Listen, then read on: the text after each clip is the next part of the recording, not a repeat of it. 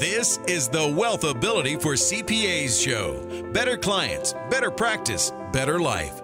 Here's Tom Wheelwright. Welcome to the WealthAbility show, where we're always discovering how to build better clients, a better practice, and a better life. Hi, this is Tom Wheelwright, your host, founder, and CEO of the WealthAbility Network. So at some point, you're going to exit your business. At some point, your clients are going to exit their business. So today we have an expert and we're going to discover how to exit well. Okay. We don't want to just exit. We want to exit well. What do we need to do to prepare ourselves? And then once we know what we can do to prepare ourselves, how do we prepare our clients to successfully exit their business? So today, I'm very pleased to have Chris Vanderzyden on the call with us, and very excited to have an expert in the exit field. So Chris, welcome to the show. And if you would just give us a little of your background and why you talk about this. Sure. Thank you. Thanks, Tom, for having me. I am a past recovered CPA myself, and I also am a partner with Legacy Partners. What we do is we create master exit plans and help privately held business owners in the middle market execute that exit strategy. I'm also the author, as you know, of Master Your Exit Plan, which is a book on how to sell a business and preserve their legacy. And so we are consultants for privately held business owners in the middle market. That is awesome. So let's start right out with it, Chris. So we all know that at some point we're going to die. We all know at some point we're going to exit our business. We don't know when we're going to exit that business, right? Some of us want to exit as soon as possible. Others, like me, seem to want to do it until we drop dead. So the question is, when do you start? When do you actually start planning that exit strategy? Yeah, in my ideal world, a business owner would create their exit strategy as soon as they're building their business plan, right from the beginning. Because as you're building that business, you're making critical decisions that are either building value or not. And if you're going to pour all your capital, your sweat equity, your focus into building a business, if you have the end in mind, you're going to build it purposely and cognizant of building value, so that when you do exit your business, and you're right, everybody's going to exit their business one day. Nobody gets out of this life alive with their business going with them. It's true. So whether you're going to exit now, and shoot for a few short years or down the road, it's better to prepare for it right from the get-go, so that when you do exit your business, whatever that exit strategy is, you're positioned that it can be executed seamlessly. So what is it, if you would, just, what are the components of an exit plan? What does that even mean to have an exit plan? Yeah, Tom, that's such a great question, because everybody thinks an exit strategy is something that we think of right when we're going to sell the business, and it's very transaction focused. All of the advisors out there, attorneys, CPAs, it's estate planners, and risk mitigation, insurance people, they're thinking of that transaction. But a true master exit plan is much more comprehensive. So it looks at the business owner, not only from the business, taking into consideration the business, but also their personal considerations. So what it does is it aligns a business owner's business, personal, and financial goals. And so here at Legacy Partners, we create a master exit plan that has 6 distinct components to it. All right. Well, we're dying. I'm dying to hear the 6 components. Yeah, what do you do? You just set that up, and accountants, we hear a number, we want to hear the number. I know, right? Let's bullet point it and number it out, right? So we always start a master exit plan by understanding what is the value of the business today. So we do a valuation, and most of our clients, their goal is going to be to exit by selling to a third party. That's the vast majority of business owners right now, because they know it's where they can get their highest ROI. So we want to understand the value from an M&A perspective. So that's the first step, understanding what the value of that asset is. It's probably, in most instances, the largest asset that a business owner has in their financial plan. So that's step number 1, understanding the value. So, okay. So I'm going to dig into that just a little bit. Sure. So my theory is all investments are based on cash flow. Their value is based on cash flow. So when you look at a business and you look at their cash flow, realizing that some businesses, for whatever reason, some businesses have a higher multiple of that cash flow than others, just like some stocks have a higher PE ratio than others. What is it that makes that ratio higher? In other words, what makes a business have a higher multiple of that cash flow? Okay, it's one thing to create the cash flow. We need to do that, and we need to establish the cash flow. But what creates the higher multiple of that cash flow? Because that's really where the valuation comes from, right? Well, you're right. We do a quantitative analysis, and that's based on cash flow. Maybe doing a discounted cash flow analysis, a real thorough. We do a heavy lift valuation. But beyond the quantitative is the qualitative analysis. And that's the answer to your question. So if I have two businesses in the same industry and we come up with a valuation, that valuation sets as a range. And sometimes we communicate value in a range of multiples, but you never set a selling price based on multiples. We can talk about that. But you set a range. Okay, your business is somewhere between 6 and 8 times multiple. So what's the difference between the two businesses in the same industry? And those are the qualitative factors. All of those key drivers that drive the value of a business, such as, customers, supply chains, depth of your management team, the people that you have appropriately placed in your business, use of technology in the business. Those are the things, qualitative characteristics that move that business to a higher valuation. Awesome. Thank you. All right. So number 2. Yeah. Number 2. So when we do the quantitative and qualitative analysis, of course, we're always going to find weaknesses in the business, right? We do a SWOT analysis, and then we find the weaknesses. Maybe there's too much customer concentration in a business. Most investors don't want to see more than 15% of the revenue coming from one customer, of course, because Sure. If they lose that customer, you've devalued the business. So there's an example. We've got too much customer concentration. We create step 2, an optimization plan. So what are those strategies and tactics that you could deploy in the business to increase the value, looking at those weaknesses of what we call the drivers of a business? One of the most common ones in privately held businesses is it's too owner dependent. Mm-hmm. If I can't take you out of the business and that business will seamlessly move along and grow, that's a considerable weakness. And there are things that we can do to optimize and optimize the business and increase the value by taking care of that. Yeah, I think that would be especially true in a consulting firm, like a CPA firm, right? Absolutely. Where the relationship is with the owner. I see so many times when CPA firms don't even let their staff talk to the clients. So really it is very owner dependent. What are just a couple of things that people can do to make, particularly in a CPA firm, to make it less owner dependent? Yeah, I mean, you've got to make sure you've got good management team there. So all the partners in the firm or sole proprietorship, you have all the relationships with clients. That's one of the biggest things, is making sure that those client relationships can be transferred to the staff members, so that if we take that owner out, those staff members already have a good working relationship with the client. Include them in meetings. I mean, include your staff people in the meetings, because you want to de-risk your business. I mean, that's also used for contingency planning, right? As well. What happens to your practice if you get hit by a car?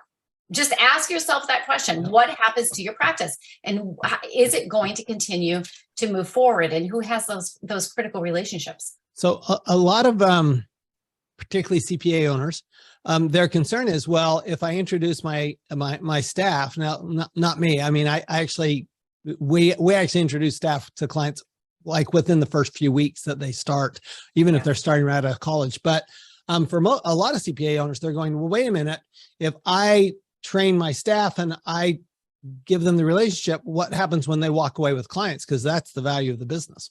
Yeah. So there are strategies that you could deploy in order to protect yourself from doing that. One of them is employment agreements, and tie them to the business, and also having good compensation packages so they don't leave. I mean, it's not easy to run a business. I mean, I think a lot of times that's an irrational fear of a business owner, that somebody's going to walk up and start a business. It's not that easy. And quite honestly, not everybody's an entrepreneur. The vast majority of Americans do not want to have the responsibility. So, get an employment agreement. Don't worry too much about that. It's more important for you to de-risk it by. I am totally on that page. Yeah. That page. I actually work very few hours in my CPA firm, and it runs actually much better without me. So what would be number 3? Okay, so the third aspect of the business, so we've taken care of the business, right? So the valuation, the optimization. Now let's move on to the business owner themselves. And that third step is to create a personal financial plan. Once we have the valuation and we understand that, potentially the exit strategy will be to sell, we want to do a tax impact analysis on that value and then put it into a personal financial plan. We actually use a goal-based system called Money Guide Pro. I'm sure you're familiar with it if you don't use it yourself for your clients. But that, that's a goal-based plan. It's very, very user-friendly for our clients. And they get a picture of this is what my potential financial plan could look like if I had a liquidity event. Because one of the big decisions for a business owner is, when do I sell? Like you and I mean, we want to work forever. As long as I can work and produce and help business owners, retirement is not on my, it's not my line of sight. And it doesn't sound like it is for you either. So, but if I did, what does that look like? Because I have to make a decision as to when I should sell my business. And what does it mean if I sell my business? And answer that question. If you sell your CPA practice, what would it mean to your wealth? And then let's weigh out the risk return and help you make that decision. So that's really important, that integrating that. That's a hard one, because, if you're really successful in your CPA firm, where are you going to make more money? You're really not, right? Yeah. I mean, you're not going to make more money in the stock market. You're not going to make more money with an annuity. You're not even going to make more money in real estate. So, we all know, those of us that work in the business area all know that the best return on investment is always your business. Particularly with CPA firm, because it's an annuity, right? We do tax returns, financial statements, bookkeeping every month, every year. And so it's a very repeatable business. So I think that's a huge factor, is knowing, okay, yes, it means I have more time. It is going to mean I have less money, probably. Well, maybe not. In our practice, when we've looked at our clients, that's never been true, because we've had a liquidity event. We've been able to invest it. The business owner usually goes off into some new role. I see most business owners are really entrepreneurial. They're not going to go off and play a million rounds of golf every week. So they go and they do something that they're passionate about, and they consult, or they teach, or they want. There are other reasons to sell a business beyond finance. So the return on investment from that exit is really a supplement. It could. Well, it's more about aligning and making sure that they have a good next chapter. Got it. Yeah. I like that. All right. So what's our next step? So the fourth one, so now you've valued, you've optimized, you understand the value in your personal financial plan. And then we can sit down, once we understand that, we can say, okay, what is the exit strategy? So we create the exit strategy. Now, and there can be all kinds of creative ways to do this. We're working with a client right now. It's a family business. They've owned it for 20 years. They have a son who's working in the business. Sometimes business owners will think, I'm going to hand it down to the next generation. But that often, the failure rate, as you know, I'm sure, is astronomically high. And then on top of it, you can't, if you sell it to the next generation, there's going to be the family discount, right? There's always the family discount. So you're not going to get the highest return on investment. And does the next generation have the money to buy the company? And most often they do not. So, but the parents, they want to reward that next generation to some degree. So right now, with this example, with a family business, son is involved. We are selling the business to a private equity group, and we're going to do what's called a recapitalization. So at the close, the family is going to buy back stock. They're going to take a 20% equity position, and they'll reward their son with that. And he'll continue to work with the private equity group. Interesting. Yeah. Interesting. So that's the exit strategy, identifying what's right for them. We just had a situation where it was $60 million company was going to be handed to the next generation, a brother and a sister. And, we explore everything that the client wants to explore. And we sat with the kids and we talked to them, what is it like to run a business? What is it like to go through the economic cycles? They're in their 30s. Okay. So our last big economic downturn was 2008. That was a long time ago. These kids were in college still. So they weren't holding the bag, right, on a business. Right. Yep. And so we talked to them about, this is the risk of the business. This is what it takes. And, they came to the conclusion themselves, they didn't want it. So now we're working with an investment bank in Boston and selling that business. Very interesting. All right. Number 5. Okay. So number 5 is let's review your estate planning. I like it. Yes. It's an important one. It is, Tom, and you are a tax expert, and you know that we have to figure out ways to mitigate the taxes. So, and we want to make sure that every business owner is properly protected and they have all of it in place. And I'm sure and certainly the CPAs are listening to the show now, that the majority, and the CPA should know this, they don't often know it, but the majority of their clients are not prepared. They're not at all. They're not. Most of them don't even have a living trust, let alone an estate plan. And the other thing I find, and I'm interested in your view on this, is that when it comes to estate planning attorneys, for example, they typically leave out the income tax, and there's a huge income tax consequence to estate planning. And so we have to combine all of that. And I find even rarely CPAs understand both sides of that. So how do you get them to understand, all of those intricacies that go on in that estate and income tax planning? Yeah. So we sit down and we review, and we don't draft. We're just reviewers, and we actually have an estate planning attorney who's a specialist in it. So we review everything that they have and we make recommendations. And then this is the real key for most of our clients, is we hold them accountable. So when they have their master exit plan, and this is one of the reasons you started this interview with, when should we start this process? And I said, as soon as you're doing your business plan. Why? Because the structure you choose for your company can have significant impacts upon exit. Yeah. No, absolutely. I mean, most CPAs would know that, if I have a C corporation versus an S corporation, I have a big tax differential there. If I can exit a C corporation, sometimes I can exit tax free. Whereas if I have an S corporation, I'm going to pay tax for sure. You're going to pay tax. Yeah. Okay. So we don't typically think about that. Oh, that's down the road. We need to worry about that right now. Now, yes. Absolutely. And in advance, if you're gonna try to take advantage of 1045 or 1202 to roll or defer taxes, we've got to plan for that and plan for it early. So the earlier you do it, the better. The better we are in making sure that you're properly protected and positioned. And the other thing we see, CPAs, please talk to your clients. Buy-sell agreements between partners. Yes. I mean, we've got to help them de-risk, and they must have a buy-sell agreement. Please tell me it's funded and reviewed periodically. I just saw a buy-sell agreement was done 15 years ago when the business value was probably, $500,000. And now we're up to, a $70 million company, and the partners, and one partner now is not insurable. So now we got to find a funding mechanism. How are we going to, what's the funding mechanism for this buy-sell agreement? And CPAs can really help their clients de-risk by even pointing out these small things.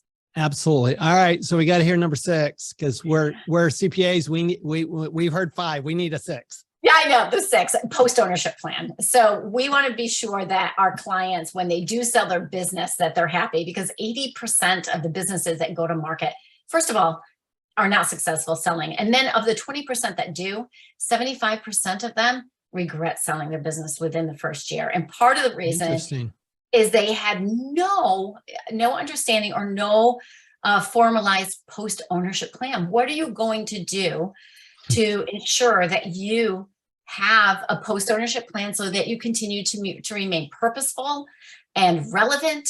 I mean, you leave a business, sometimes it's like cutting off a left arm. Now, I have sold 2. I'm in my 3rd business that I've built ground up. I've sold 2. One of the businesses I sold, I ran for 17 years. I had a transition period. And one day, my emails weren't coming in. And I called my assistant and I said, call our tech guy, because my emails aren't coming in from the company that I sold. And my assistant said to me, "You're cut off. Your transition was done today." And even though I purposely built this company, right, to sell, and I'm an exit planner, right? I'm an M&A person, it stunned me. And I will always remember that feeling, because that's what our clients are going to feel. Every single one of them is going to be stunned. It's all exciting. It's exciting to transfer that business. It's exciting to get that liquidity event, but then there's the deafening sound of nothing. Oh, no question. I sold my first CPA firm, and we sold it to the existing partners, and the existing partners turned out didn't want anything to. They want to be them. They didn't want anything from me. And I'm just going, wait a minute. This is, it's like, but I built this, right? This is part of me. It's like having a child that ripped out and said, no, not your child anymore. Sorry, we're going to raise the child the way we want to. We don't like the way you did it. Even though you were incredibly successful, we don't like the way you did it. We don't believe you contributed anything to this business, even though you built this business, right? I mean, there's a huge emotional aspect to it. I mean, literally, it took me a couple of years to get over it. Absolutely, and it's not that I regretted selling it. Might have regretted who I sold it to. Frankly. Right. There's usually, yes, that's one of the common ones, is I didn't sell it to the right person, or the new investor or a new owner isn't treating my employees the way I treated them. Right. Or they're not treating my clients the way I treated, or, they're treating me like, whatever, whatever it is, they are going to do different, and you do kind of have to sever that time. And I get that.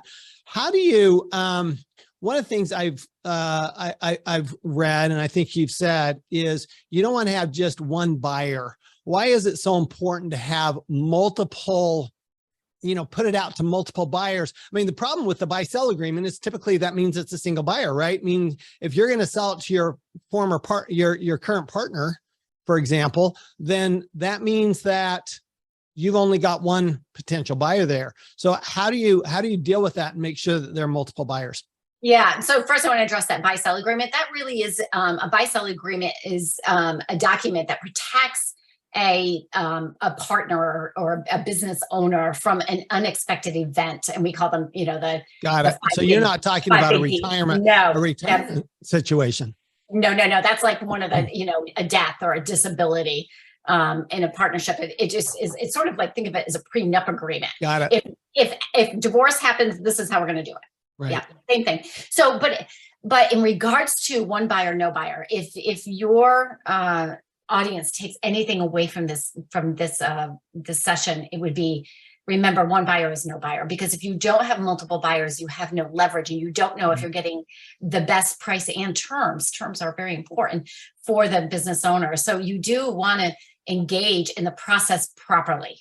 And go through the process, the M&A process, through all of those steps. The whole point of a proper process is that you are selling your business through what's called a limited auction, and you're engaging with multiple buyers at the same time, so that you have leverage. I love it. Final words. This has been fantastic, Chris. Final words for our audience here. Final words would be, prepare for your own exit, because you will exit your CPA business or whatever business you have eventually. And the earlier you prepare, the more successful you will be in obtaining your business, personal, and financial goals. Do it early, and then stay on top of it.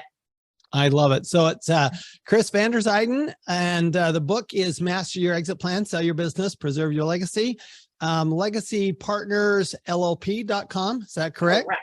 That's correct. And any other materials, anything else that we should be getting from you? Yeah, if anybody wants any help with anything, and we've got a lot of resources here in our firm, we're happy to share them. So you can also send, you get on our website, LegacyPartnersLLP.com, and send us an email, and happy to help in any way we can. Awesome. Thanks so much. So, just remember that you're going to exit your business. Your clients are all going to exit their businesses. So if we understand the basics of exit strategies, if we start planning early, we're always going to end up with better clients and a better practice and a better life. We'll see you next time. Thanks.